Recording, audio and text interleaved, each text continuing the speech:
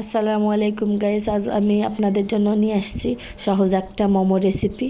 প্রথমে দিয়ে দিচ্ছি সবজি, গাজর, পাতাকপি কুচি, তারপর পেঁয়াজ পাতা, চিকেন, তারপরে বাটা মশলা, আদা রসুন বাটা, তারপরে দিয়ে দিলাম সয়া সস, লবণ, কাঁচামরিচ।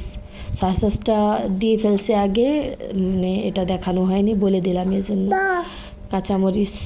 কাঁচামরিচ, গোলমরিচ গুঁড়া, তারপরে রসুন আর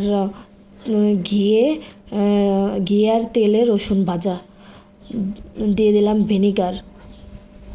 তারপরে একসাথে মেখে নিয়ে সাইডে রেখে দিলাম।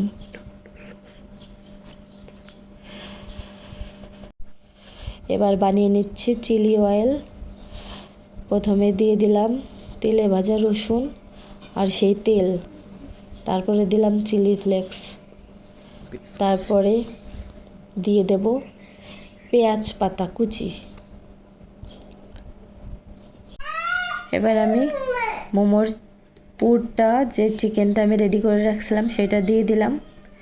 তারপর আমি বাঁ দিক থেকে ভাঁজ করলাম আগে, তারপরে ডান দিক থেকে ভাঁজ করলাম। এইভাবে কতগুলো বানিয়ে আমার মোমো।